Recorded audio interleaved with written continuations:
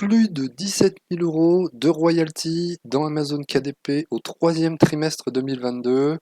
On va voir cela ensemble dans cette vidéo et on va analyser mes résultats. Bonjour, bienvenue sur la chaîne Liberté Financière, j'espère que vous allez bien. Moi c'est Sylvain, on se retrouve juste après ça.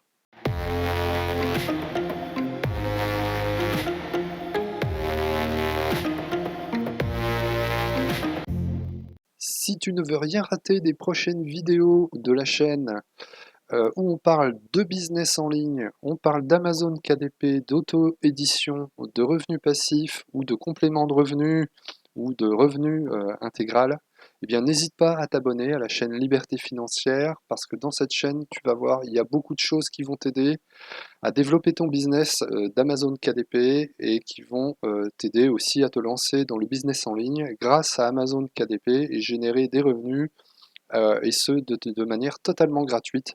C'est pour ça, n'hésite pas à t'abonner à la chaîne Liberté Financière et activer la cloche de notification. Avant de rentrer dans l'analyse, surtout, n'hésitez pas, et ça je vous l'ai dit plusieurs fois dans des vidéos, hein, n'hésitez pas à analyser le marché dans Amazon KDP. C'est comme ça que vous allez trouver des niches, c'est comme ça que vous allez avoir des idées, c'est comme ça que vous allez trouver l'inspiration. Il faut fouiller dans Amazon KDP, il faut se perdre dans les méandres d'Amazon KDP et chercher, fouiller. Et moi, je vais voir très régulièrement les meilleures ventes. Et grâce à ça, à cette veille, on va dire, cette veille et cette analyse du marché, j'ai plein d'idées, j'ai beaucoup de niches à venir, j'ai plein de choses à réaliser et j'ai pas assez de temps pour le faire parce que je perds du temps à aller voir dans Amazon KDP, chercher et fouiller et analyser la concurrence. Alors voilà les résultats, j'espère que à l'écran vous voyez bien le tableau. J'ai passé la journée, je vous cache pas, à faire l'analyse du troisième trimestre parce que on n'a pas beaucoup d'outils pour ce faire et j'ai regardé ma bibliothèque, j'ai compté le nombre de livres que j'avais, j'ai additionné les résultats pour vous faire cette vidéo et partager avec vous l'analyse du troisième trimestre 2022 où j'ai réalisé plus de 17 000 euros de royalties. Et ça, je le partage avec vous en toute transparence pour vous montrer qu'on peut réussir dans Amazon KDP. Hein, donc c'est pas pour me vanter. Euh, je fais des vidéos pour apporter de la valeur à mon audience et voilà, moi ça me fait plaisir de faire ce genre de vidéos, c'est absolument pas pour me mettre en avant. Voilà, moi j'ai du temps devant moi pour faire des livres, je prends du temps pour faire des vidéos, c'est pour mon audience et c'est pour partager avec vous mes résultats et vous montrer et vous motiver pour vous montrer que c'est possible de réussir dans Amazon KDP. Alors très rapidement, comment ça se décompose? Alors sur la partie supérieure du tableau, ici, donc vous avez les résultats donc du troisième trimestre, mois par mois, juillet, août, septembre. J'ai mis les ventes ici, les royalties et puis les publicités. Donc en juillet, j'ai vendu 3445 livres pour un total de 7 945 euros de royalties et j'ai dépensé 472 euros TTC, hein, je précise que c'est TTC, c'est ce qui a été facturé en publicité. Donc je suis très satisfait puisque je suis très largement en dessous des 10% parce que c'est l'objectif que je me suis fixé, ne pas dépenser plus de 10% de publicité par rapport à mes résultats. En août, une baisse assez forte, donc en juillet c'était exceptionnel, et en août, eh ben, ça a baissé, mais c'est quand même très bon. Pour un mois d'août, 1875 livres, 4407 euros de royalty et 332 euros de publicité TTC. Donc là, on va dire que la publicité, ça se rapproche des 10%, mais c'est quand même encore très bien. Et puis en septembre, 2516 livres vendus, 4812 euros de royalty et 428 euros de publicité. Alors j'ai constaté la publicité. J'ai constaté que les enchères avaient très largement augmenté. Alors je ne sais pas si c'est Amazon ou si ce sont les publicateurs qui augmentent eux-mêmes les enchères, ce qui fait que pour avoir plus d'impressions, eh bien, c'est celui qui va payer le plus qui va être le plus en vue. Mais je constate quand même que les publicités ont augmenté et très largement augmenté. Donc c'est à surveiller parce que il ne faudrait pas que le budget publicité s'envole. Donc pour le troisième trimestre, on l'a dit, plus de 17 000 euros de royalties, 17 165 euros. Donc je suis extrêmement satisfait de ces résultats du troisième trimestre. 7 836 livres vendus et puis 1234 euros de publicité, ce qui me fait un bénéfice avant impôt de 15 932 euros. Donc je suis vraiment très satisfait de ces résultats. Mais j'ai également mis à la comparaison avec le troisième trimestre 2021, et là, c'est en baisse de 8,5% par rapport aux 18 776 euros que j'avais réalisé l'année dernière. Donc moi, je l'explique par une concurrence de plus en plus féroce.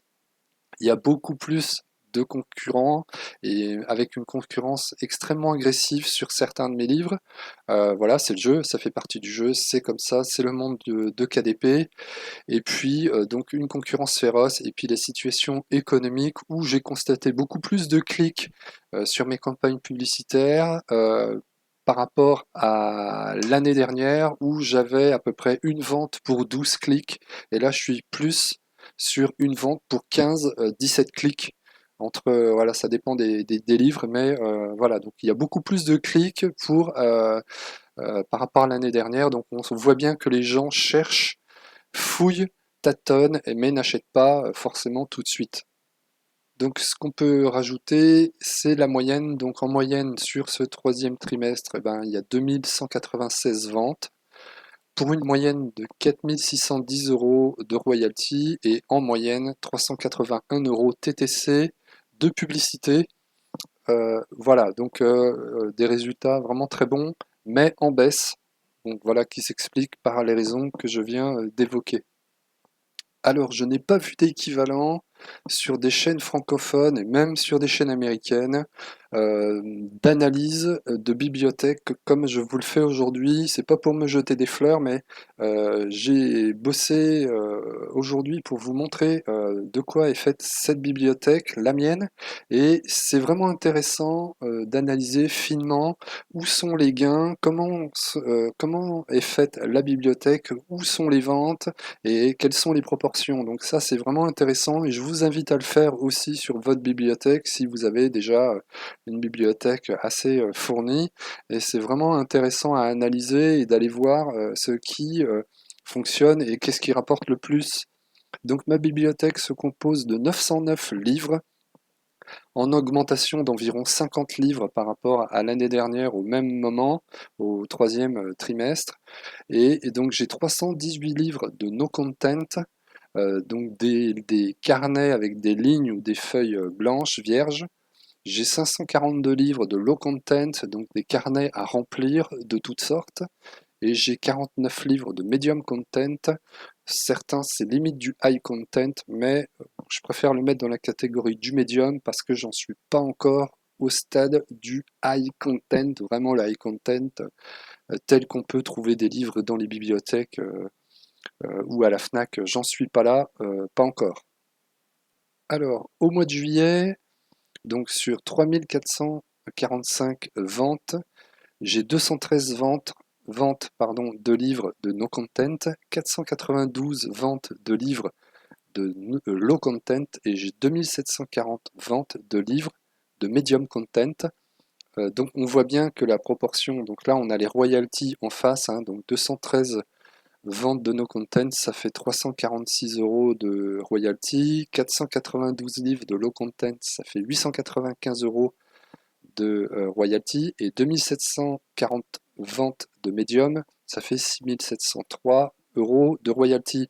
Donc on voit bien que la proportion 84% de mes résultats au mois de juillet se font sur le médium, 11% sur le low content et 4% sur le no content. Ensuite, c'est assez impressionnant. J'ai regardé, donc j'ai 64 livres différents, nombre de livres différents qui ont vendu par rapport aux 909 livres.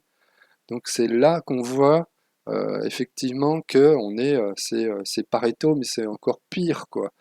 J'ai 64 livres qui ont vendu au moins une fois, 64 livres différents qui ont vendu au moins une fois sur 909 livres.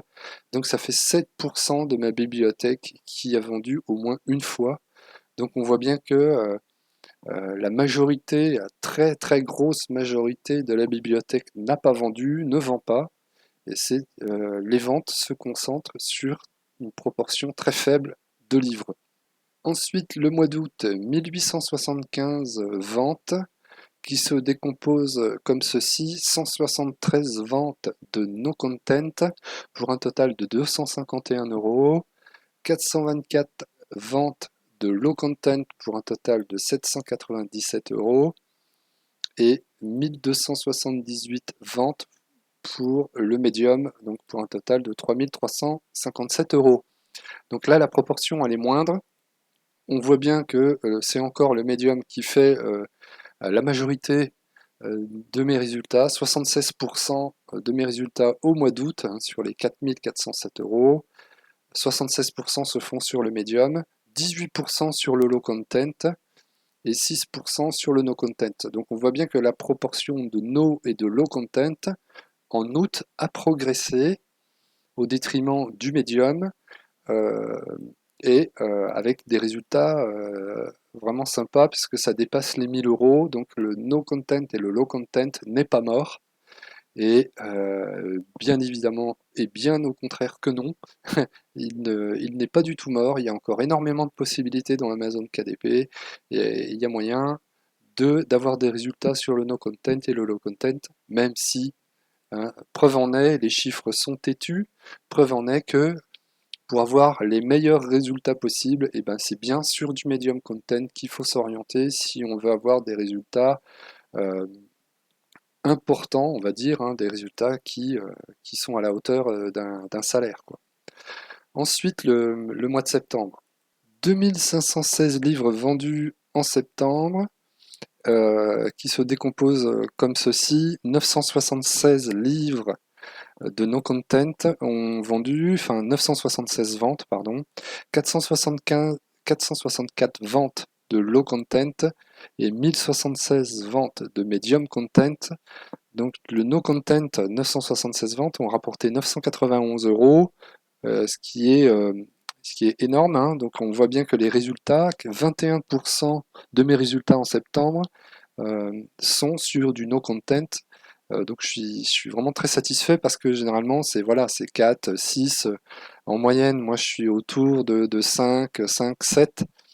Là on est à 21%. Donc les livres que j'ai réalisés dernièrement donc, ont bien marché et le non-content a progressé. 464 livres de low content pour un total de 634 euros. Ça fait 13% de mes résultats de septembre se sont faits sur le low content et 3186 euros sur le medium. Ça fait 66% de mes résultats se sont faits sur le medium. Donc toujours une majorité de résultats sur le medium, mais le no content et le low content, là on est à 34%, ça dépasse les 1500 euros, ça fait 1600 euros d'ailleurs en septembre uniquement sur du no content et du low content. Donc ça vaut encore le coup de se lancer dans des livres à faible contenu puisque ça peut marcher et on peut vendre. Donc 75 livres différents ont vendu sur ma bibliothèque en septembre sur 909 livres. Donc ça fait 8,25% de ma bibliothèque qui a vendu au moins une fois en septembre. Donc on se rapproche des 10%, mais voilà, la proportion est toujours très intéressante à analyser et on voit bien que c'est Pareto et ça va plus loin.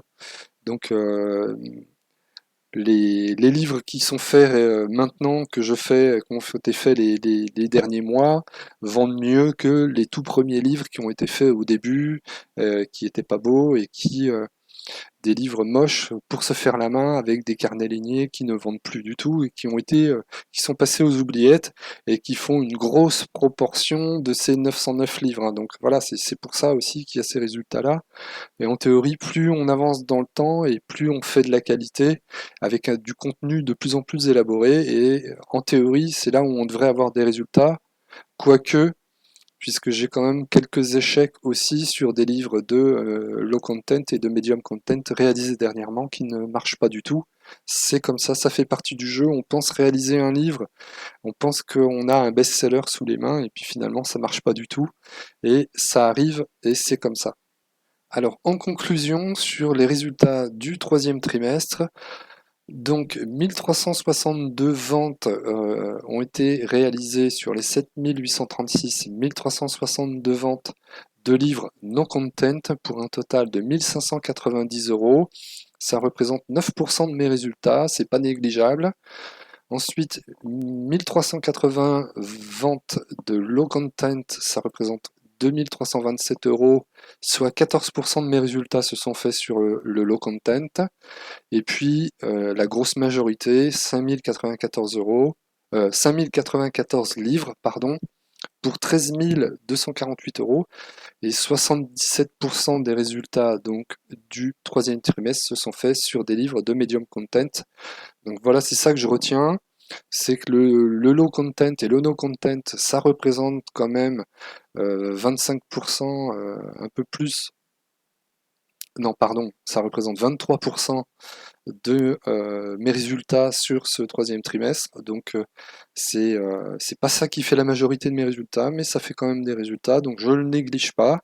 Et puis ben, ce qui fonctionne dans ma bibliothèque, c'est le médium, donc c'est surtout sur ça que je dois me concentrer, puisque ça fonctionne sur la grosse majorité. Et c'est ça que je dois continuer à faire. Donc c'est ça aussi qui est vraiment intéressant dans l'exercice que je viens de faire, c'est que on voit que eh ben, il y a une faible quantité de livres qui vendent dans la bibliothèque. Donc plus on a de livres dans une bibliothèque et plus on a de chances de vendre, mais ce n'est pas une quantité de livres qui va forcément faire de gros résultats. Euh, Certains ont moins de 100 livres et ils font des résultats de ouf parce qu'ils ont fait que des livres de médium ou de high content. Et voilà, c'est pas la quantité de livres qui fait les résultats, mais c'est vrai que si vous avez une certaine quantité de livres, vous avez plus de chances de vendre. Mais là, on voit, hein, moi j'ai 909 livres, et puis ça va de 6 à 8% de ma bibliothèque qui vend au moins une fois. Donc on est sur des résultats qui sont assez faibles et qui s'expliquent, comme je l'ai dit, parce que les livres que j'ai fait au début, j'en ai fait beaucoup. J'ai fait de la série, et puis j'ai pas forcément fait de la qualité. Et puis maintenant, je me concentre, quand je fais un livre, je prends vraiment du temps et il a plus de chances de vendre que les livres du début, même si j'essuie aussi quelques échecs sur des livres où j'ai passé énormément de temps et qui ne fonctionnent pas. Donc voilà, c'est comme ça fait partie du business. Donc pour finir, en conclusion, faut pas se décourager. Cette vidéo, c'est pour vous motiver, c'est pour vous montrer que c'est possible d'avoir des résultats sur KDP. On voit bien que c'est difficile cette année par rapport à l'année dernière, parce qu'il y a le contexte économique qui est très anxiogène et qui est aussi alimenté par les politiques, hein, parce qu'ils jouent le jeu aussi de nous faire peur systématiquement. Comme ça leur permet de mieux gouverner et de gouverner encore plus longtemps. Et on voit bien que c'est compliqué, mais voilà, faut s'accrocher dans KDP, et puis à force de pugnacité, vous allez avoir des résultats, je vous le garantis. Voilà, c'est tout pour cette vidéo. Pour ceux qui n'aiment pas les chiffres, eh ben, je pense que vous avez quitté la vidéo. Pour ceux qui sont encore là, eh ben, mettez un pouce bleu si vous avez aimé cette vidéo. Faites l'exercice de votre côté, vous allez voir, ça prend du temps, mais c'est intéressant d'analyser votre bibliothèque, de voir où sont vos résultats, voir où sont vos faiblesses, pourquoi ça n'a pas fonctionné, et ce qui a fonctionné, pourquoi ça a fonctionné, et dupliquer ce qui fonctionne, et voilà, scaler votre business là où ça fonctionne. ben, mettez un pouce bleu et puis surtout abonnez-vous à la chaîne Liberté Financière, activez la cloche de notification parce que il y a des choses qui sont dans le tuyau, qui sont en gestation. Il va y avoir du lourd dans cette chaîne, donc ça serait dommage de le rater. C'est pas tout de suite, hein, mais d'ici quelques mois, il y aura du lourd dans la chaîne et ça vaudra le coup. Donc ne ratez pas cette opportunité et puis activez la cloche de notification, vous serez au courant des prochaines vidéos. Voilà, je vous souhaite bon courage pour le quatrième trimestre, même si je vois que c'est assez compliqué, le mois d'octobre est pas très très bon pour l'instant, mais bon, on baisse pas la garde et on continue à produire. Allez, à bientôt sur la chaîne Liberté Financière.